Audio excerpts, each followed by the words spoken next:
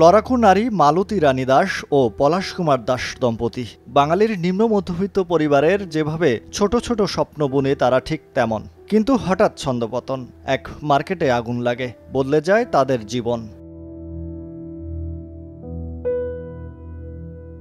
সত্য ঘটনা থেকে অনুপ্রাণিত হয়ে শঙ্কদাস গুপ্তের নির্মাণে মালতী চরিত্রে মেহেজাবিন চৌধুরী 15 বছরের অভিনয় ক্যারিয়ারে প্রথমবারের মতো বড় পর্দায় দেখা গেল তাকে।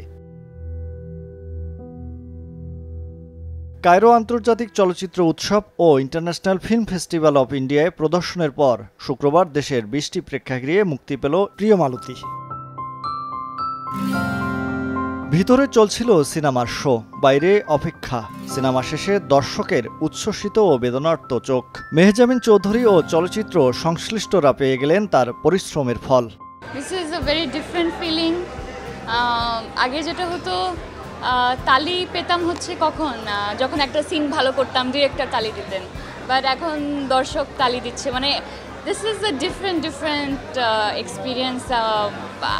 আমি আজকে I feel like as an artist আমার একটা জার্নি কমপ্লিট হয়েছে, কিন্তু নতুন একটা জার্নি শুরু হয়েছে। প্রিয় মালতী হৃদয় ছুঁয়েছে, দর্শক প্রতিক্রিয়া তাই ইতিবাচক। মেহেজাবিন আপুর অ্যাক্টিং খুবই অসাধারণ, আসলে বলার বাইরে। যতবারই মেহেজাবিন কান্না করেছে ততবার আমি লিটারালি কান্না করেছি। দারুণ, এত চমৎকার চিত্রনাট্য, মানে যেটা বলার না, আর অভিনয় এক্সিলেন্ট। প্রতিটা সিকোয়েন্স এত ট্রিমেন্ডাস ছিল এবং এত মানে লাইফের সাথে অ্যাকিউমুলেটেড একটা সিনেমা, চমৎকার আর কি। মনে হয়েছে যে আমি একটা ন্যাচারাল ঘটনা দেখছি, মানে সিনেমা মনে হয়নি, বাট সামথিং বিয়ন্ড সিনেমা।